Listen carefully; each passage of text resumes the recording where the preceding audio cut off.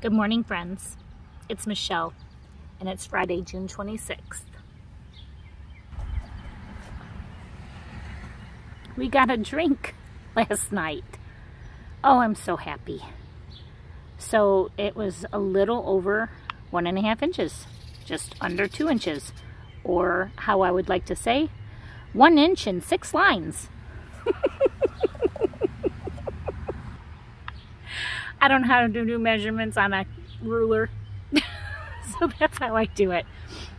Today is the day for the garden tour here at Wilson Street Garden, so let's get to it.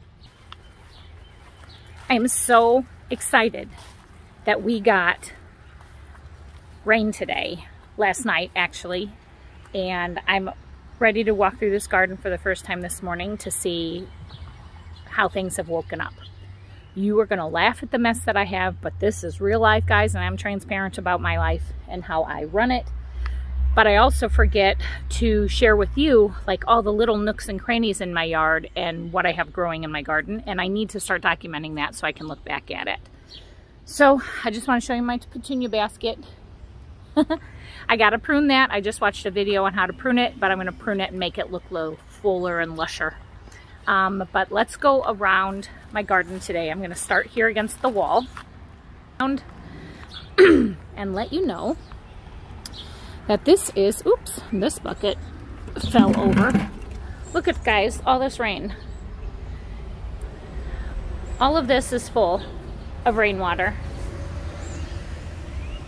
And then I have 3 barrels, 1, 2, 3 barrels right there because I don't have a gutter here.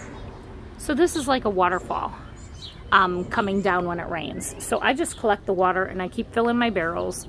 And then I put those water jugs around my garden like that because I use this water to feed my garden. So when I go to put fish fertilizer, which I did this week, in my garden, I mix it in those jugs out there and then I water my garden that way. So that's why I do that.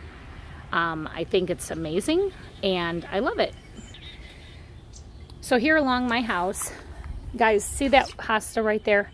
That hosta fills up this entire bed normally in a normal season. And since it's my first year in here, I did my best to dig it out as much as possible. And I know I'll never, ever, ever get all the roots out of there from the hosta. But it just gets fried because this side of the house is facing east and it gets fried and the ends get crispy and it's terrible. So I put some rhubarb root in here, which is probably a terrible place for rhubarb because it is so hot and sunny here. I just built these buckets. I'll probably have to move them. It looks like they get really too much water. I don't know what these purple things are called, but they come up and make the place look purple. Lilies, of course, I'll keep those. I plugged in gladiolas this year, about 12.5 there. I had garlic chive from my girlfriend Lynn out in Elburn. That is a flower I got from my girlfriend Cheryl from work. I just plugged in these zinnias. I stole some of the chives from, sorry about the truck, chives from Laura. And then I planted these spider flowers here in these clumps down here. Can't wait to see them. I guess they spread pretty bad, but I love them. And Gloria had them at her garden, so I took the seeds out of her garden and I planted them. And some more zinnias. I made these cute little buckets. I put impatiens in there, and they are not doing so good. Impatiens, they're not so good. I just maybe need to put some petunias in here. This little thing is doing really well. My ferns that I've killed 3 times now that I purchased them at Home Depot. This is such a beautiful fern, and I can't get it to stay alive. I put it in my house. It's called silver lace fern. I put it in my house. I water it, and then that happens. Every single time. I'm not putting it in a sunny spot. I'm not putting it in a shady spot. It just dies. 3 times now I purchased that plant. So I came out here yesterday and I finally hung my cattle panel trellises. Finally, probably hung them a little tall. I could probably drop them down a little bit. But if I build them tall, maybe the tomatoes will grow that tall. I don't know. But this is my tomato rows that I have. 1, 2, and 3, and I have all the trellises finally hung. Let me flip the camera around. There they are. I put my 7-foot cattle panel trellis. Let's try that again. Cattle panel trellises in the ground and hung these up yesterday with zip ties. I got to do a couple more zips just to make it nice and secure, but my tomato plants are about 2.5 inches tall. As you see always in my row, I did a row of onion. We'll see what happens there. Plugged in some nasturtium, basil, nasturtium at the end, and some daisies down here and some zinnias on the end cap. In this row you can see borage, borage, borage, borage, and marigolds. I plugged in some more of those zinnias that I got at We Grow Dreams. This row back here is obviously bush beans. I plugged those in about a month ago. And then all of my tomatoes here, they're secured with some bamboo sticks. And what I did last year is I just take that bamboo stick out, I weave it through the first couple squares of the cattle panels to kind of teach the tomato to go that direction, and then once it gets close enough, then I use this little round clips. Same thing here. When I moved from my old property, I had to cut my cattle panels in half to get them to this property because I didn't have a pickup truck. So they're about 7 foot long, and then I just attached them. You can see there, it's kind of overlaid right there. I just attached them and got to put some more zips on there. But there's a video on YouTube that I watched. You should check it out. It's called Trellis to Make You Jealous. And it basically uses this kind of method right here. 7-foot cattle panel, a PVC T at the top, and conduit. And then you just do, I mean, conduit comes in 10-foot pieces. This is just a short piece. But I had 4 tomatoes there on the end that did not get the cattle panel. So I'm going to just use this method and check it out and see how it works. It just uses a string. You drop a string from the zips on the top and you wrap it around the bottom of your tomato very carefully. And then in this row I have flowers that I plugged in. I think those are gazinias, calendulas, or borage. I don't remember what those are, but I'll let them go crazy. I got some marigolds here on the end. My Husky cherry tomatoes, they're doing pretty good. They got little babies in there. They had a little birthday. See them? So cute. And my ground cherries had a birthday. Look at all these. I didn't know how ground cherries grow, but these aren't even a foot tall. And look, you see a little ground cherry in there. I've never grown ground cherries before, so I'm excited to see what happens with the ground cherries this year. The flowers are tiny. Oh, there's some more in there. Look. See them? The little ground cherry. Now, I don't know when they're ripe. I think people say when they fall off, but they're not going to have very far to fall. They're just this close to the ground. Purple basil that's flowering to bring in some pollinators because I just don't have a lot of flowers in my garden right now. I just plugged a bunch in just to help promote for the bees to come out. 2 random pepper plants. I can't even remember what they are. And then these are all my San Marzano tomatoes that are in here in the high tunnel without the tunnel on top. That looks like a different type of tomato because it's got the potato leaf. I have to look at the tag. I have this row here of flowers that I did. I just dug a trench here with my hoe and filled that in with the composted horse manure that I went to the Batavia garden and acquired. These zinnias have grown like 4 inches overnight. Like they were not this big yesterday. It's crazy how much stuff grows. I have cosmos down there at the end. Oh, did you see my little, I call this the bird food court. Look at that. I think it's kind of cute. All the food feeders in there. I just put all that together yesterday. I have my mess over here of peppers on my bucket wall. We're gonna see how that fares out this year. I have a couple tomatoes in there. There's a tomato. This is another tomato. I thought I had 3.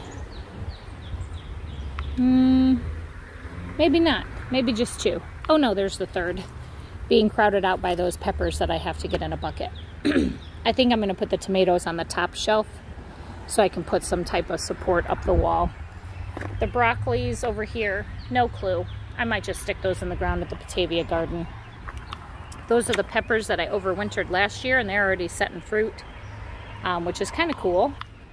I had never overwintered a pepper before, and I tried it last year. I will pull them out earlier next year because I think they're a little behind. They should have been further along, in my opinion, but I've never overwintered a pepper before.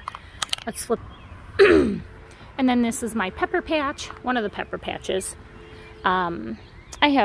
They're 2x2s, so it's the same variety every 2 plants, and just watching them grow. I wish my shishitos would kick in the high gear. I'm excited to have those this year. I think that's one of the most exciting things I'm excited to have in the garden this year. That back row is all bush beans in the back. Gladiolas at the end. Borage, borage, borage. I put some cucumbers over here that will grow up this windmill trellis. And then I have 1, 2, 3, 4, 5 tomatoes in there, and I hung the panel. I could probably drop that one a little. These 2 here are triple crops. They're taking forever.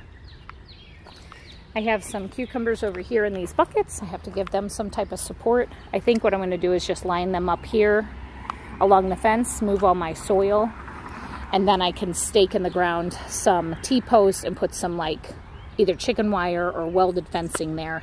Make a little cucumber wall. This is beets and radishes. I thinned out the beets. I might have to go in there and do that again.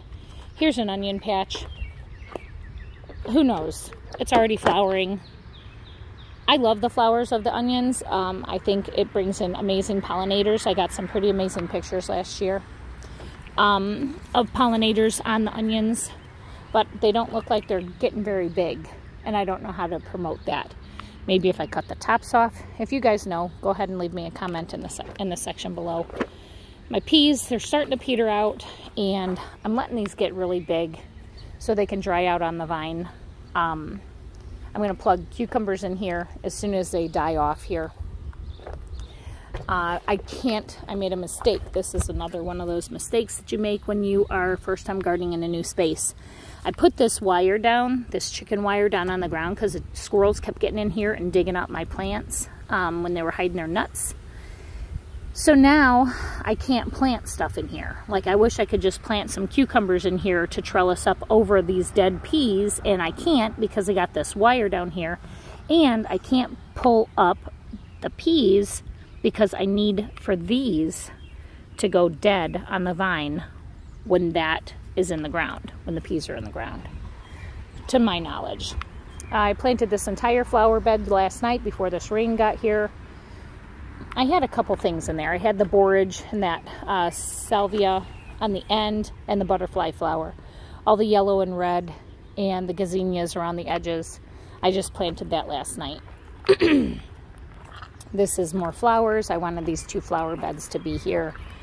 And this is more flowers over here. So I have pollinators and beauty in the middle of my garden. Rutabaga. Oh, pest damage. Look at that. Look at that. I'll have to look for that worm that's having a time of his life in my rutabagas. Can I see it? I cannot. So rutabagas are in this patch, and that's my experimental pepper row. I did 2x2s, same plants in all the rows. The top row, I topped those peppers. The back row, I left as is.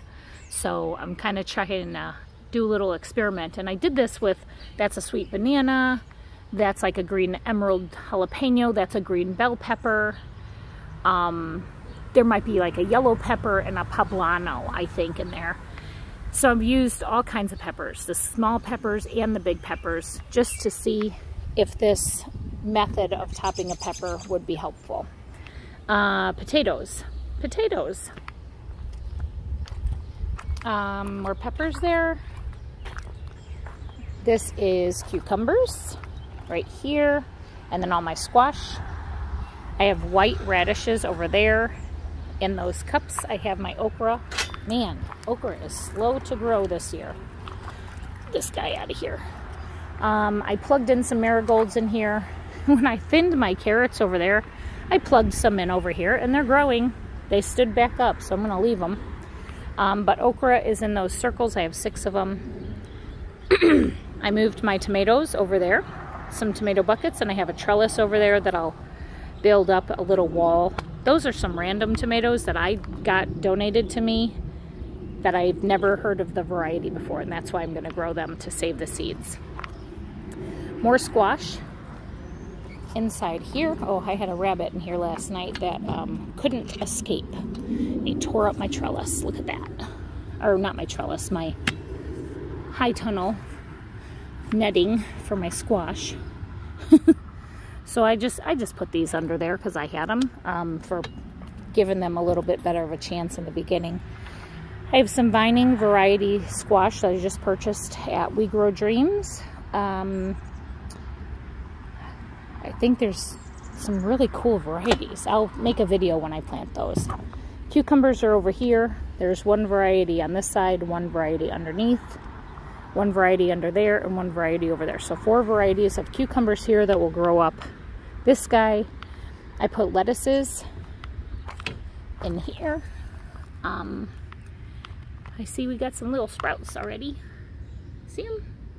I have spinach, Italian blend, another blend, and an iceberg all in here. Plugged in some marigolds here, some zinnias over here, and I planted a dog. Hi, Molly. Say hi to everybody. You silly girl. These are cranberry beans. I got them last year at the market, and I dried them, and now I planted them. We'll see what they look like. Pea trellis is looking just so sad. Look at that thing. Strawberries, not doing so good. Gotta weed that. That's terrible. Radishes going to flower because I like the little pods that you can eat that are on the flower. My carrots are doing really well. More flowers I should probably plug in all over my garden. My herb bed, I could probably harvest a bunch of that so that I can make it bushier. Eggplant's doing okay. I had a bunch of pest damage in the beginning. Looks like I need to come through and do some more diatomaceous earth, which I will do as soon as we know this rain has cleared. And then that's it. Is that it? Over there? Oh no, my herb garden. So let's go over and look at that, because I did my herb garden in oh, did you see those? Let me flip this. Look at these pretty flowers. They're wet right now, but I have a red plant. These aren't blooming yet. I don't know if I got to give them some kind of fertilizer to make them pop some color, but these will give us a purple and a fuchsia color flower like these red ones. And then I put the slinkies all the way up the pole about 10 feet so that they can grow up that thing. My cute little birdhouse area, or bird feeder I should say. And this is my herb garden. That's all basil with gladiolas and a weed. Basil in the bucket. Nasturtium, wow, that's looking good. Oregano. Lavender buckets. I made all my buckets, my flower buckets last week. This is all parsley and rosemary and mint. Sage, gladiolus dill. I was hoping like I would get a caterpillar. Not looking good. Cilantro, obviously I put the ones that I started in the bottom, and I bought cilantro that's already gone to seed. Oh, that doesn't look good. My bee balm is doing a little struggle. I'm not sure what that means. I love the smell of sage. And then my parsley bed with some dill in the middle too. I like to make pickles, but obviously dill likes to flower when it comes to the summertime. Then I also love to grow melons up trellises. So my new idea, since I'm running out of garden space, I'm telling you, I will find a spot to put any kind of plant in it. I'm addicted. So see those teal buckets? I'm going to place them between the tires here. And then I'm going to build an arch up and over my tires to get to the other bucket on the other side, where I'm going to plant more vining melons. And I'm going to put another bucket between the next row of tires and do another trellis. And I do that with PVC pipe, which you can see behind my car over there.